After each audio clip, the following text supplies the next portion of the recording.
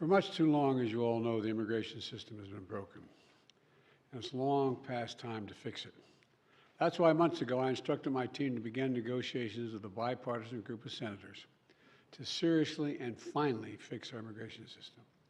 For months now, that's what they've done, working round the clock through the holidays, over the weekends.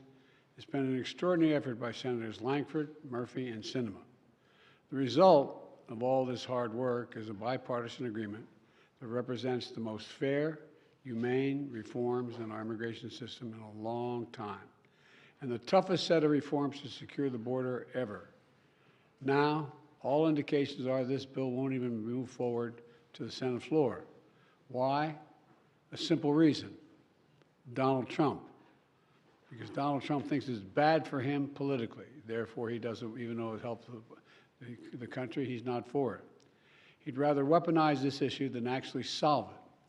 So for the last 24 hours, he's done nothing, I'm told, but reach out to Republicans in the House and the Senate and threaten them and try to intimidate them to vote against this proposal. And it looks like they're caving. Frankly, they owe it to the American people to show some spine and do what they know to be right. So I want to tell the American people what's in this bill and why everyone, from the Wall Street Journal to the Border Patrol to the Chamber of Commerce, the United States Chamber of Commerce, support this bill. Because it's going to make the country safer, make the border more secure, treat people more humanely and fairly, and make legal immigration more efficient and consistent with the values of our nation and our international treaty obligations. It would finally provide the funding that I've repeatedly requested, most recently in October, to actually secure the border. That includes an additional 1,500 border agents and officers to secure the border, to physically secure it. In addition, 100 cutting-edge machines to detect and stop fentanyl at the southwest border. We have that capacity. An additional 100 additional immigration judges to help reduce the year-long asylum backlog. You show up for asylum and the judge is supposed to talk to you. It takes a year to get that discussion going. This bill would also establish new, efficient, and fair process for the government to consider an asylum claim for those arriving at the border.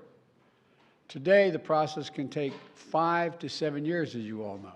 They show up at the border, get a bracelet, told to come back when called, 5 to 7 years from now, in country.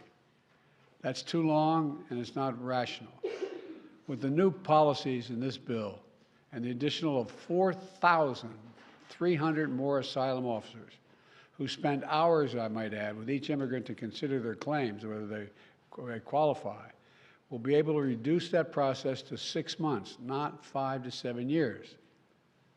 This bipartisan bill will also expedite work permits so those who are here and who qualify can begin work more quickly. That's something that our governors, our mayors, and our business leaders have been asking me for and asking them for. All across the country they've been asking for this. It'll also create more opportunities for families to come together for business, to hire additional workers, and for the first time in 30 years, this bipartisan legislation increases the number of immigrant visas for people legally able to come to this country through ports of entry. And it ensures that for the first time that vulnerable, unaccompanied young children have legal representation at the border. This bill would also give me, as president, the emergency authority to temporarily shut down the border when it becomes overwhelmed. The numbers are talking over 5,000 people trying to get in one day. The bill, if the bill were law today, it would qualify to be shut down right now while we repair it. Bottom line is, this bipartisan bill is a win for America because it makes important fixes to our broken immigration system. And it's the toughest, fairest law that's ever been proposed relative to the border. Now, it doesn't address everything that I wanted. For example, we still need a path of documentation for those who are already here. And we're not walking away from true immigration reform, including permanent protections and a pathway to citizenship for young dreamers who came here when they were children and who have been good citizens and contribute so much to our country. But the reforms in this bill are essential for making our border more orderly, more humane, and more secure. That's why the Border Patrol Union, which, by the way, endorsed Donald Trump in the 2020 election, endorses this bill. These are the people whose job it is to secure the border every single solitary day. They don't just show up for photo ops like some members of Congress. They're there to do their job. This is the risk, the thing many of them risk their lives doing every single day. And they decided, the Border Patrol decided, this gives them the tools they need to do the job, more personnel across the board. It's also why the U.S. Chamber of Commerce endorsed this bill, because they know this bill is not just good for the border, it's also good for American business and for the American economy. And it's why the Wall Street Journal endorsed the bill, with the headline this morning which reads, quote, "A border security bill worth passing. The Senate has reforms Trump never came close to getting." That's the quote from the Journal. This bill would also address two other important priorities.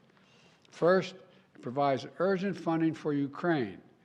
I'm wearing my Ukraine tie, my Ukraine pin, which I've been wearing because they're in dire straits right now defending themselves against a Russian onslaught, a brutal conquest. The clock is ticking. Every week, every month that passes without new aid to Ukraine means fewer artillery shells, fewer air defense systems, fewer tools for Ukraine to defend itself against this Russian onslaught, just what Putin wants. Ukrainians are fighting bravely. You know, many of you I look around the room here have followed me in this for a long time. I pulled together a coalition of over 50 nations to support them. On the phone, talking to these leaders. We unified NATO. Remember when we first came to office? NATO was well, they're all together and actually increased the size of NATO. We can't walk away now. That's what Putin's betting on. Supporting this bill is standing up to Putin. Opposing this bill is playing into his hands. As I've said before, the stakes on this fight extend well beyond Ukraine. If we don't stop Putin's appetite for power and control in Ukraine, he won't limit himself to just Ukraine. And the cost for America and our allies and partners will rise. For those Republicans in Congress who think they can oppose funding for Ukraine and not be held accountable, history is watching. History is watching. The failure to support Ukraine at this critical moment will never be forgotten. The position of the MAGA Republicans can be characterized by the New York Times headline.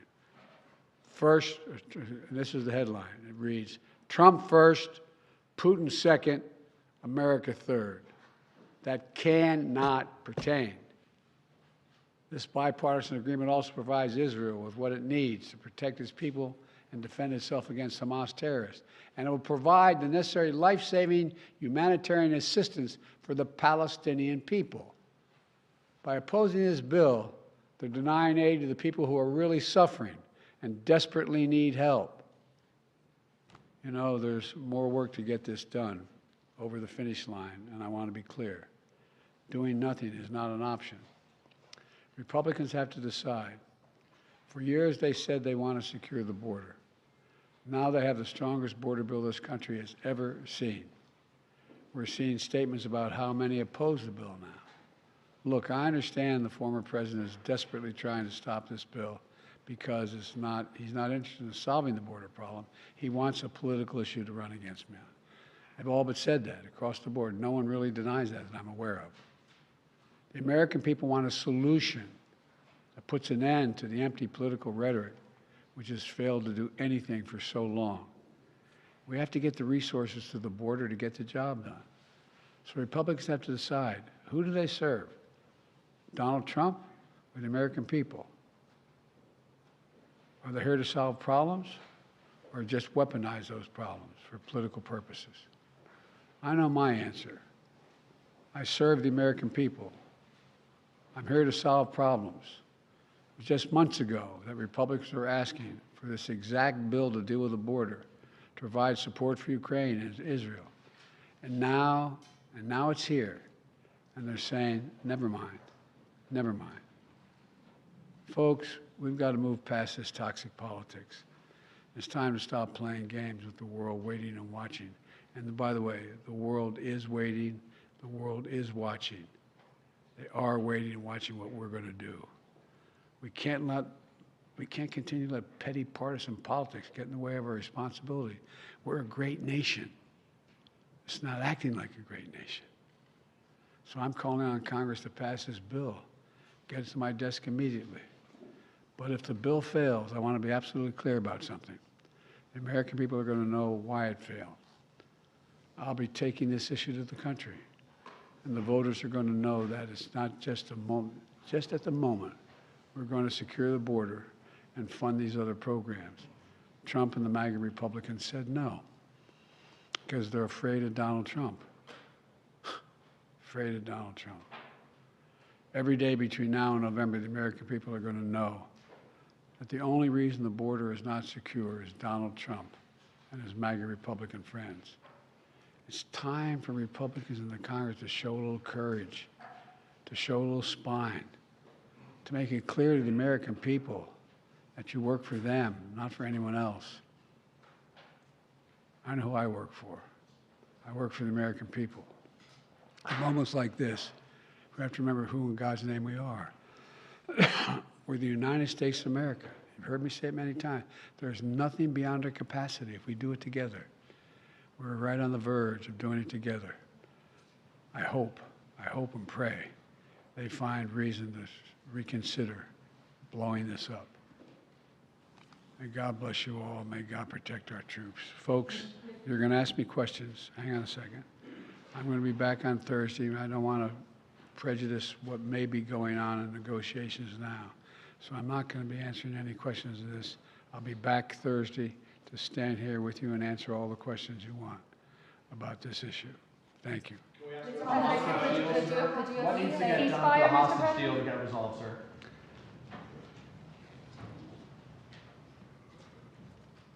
This indirectly has a lot to do with the hostage deal and what's going on in the Middle East. The decision on what we do relative to Israel, the decision what we do in terms of American funding, of whether we're going to engage with the situation in Ukraine. It all goes to the question of American power. It all goes to, does America keep its word? Does America move forward? There is some movement, and I don't want to, well, maybe choose my words. There's some movement. There's been a response from there's been a response from the opposition, but yes, I'm sorry, from Hamas, but it seems to be a little over the top. We're not sure where it is. There's a continuing negotiation right now. Mr. President, if this bill fails, would you consider supporting something separate that just addresses Israel or Ukraine? I'm not going to concede that now. We need it all. The rest of the world's looking at us, and they really are. Mr. President, Trust this Congress does not have immunity, Mr. President. Your reaction to that ruling?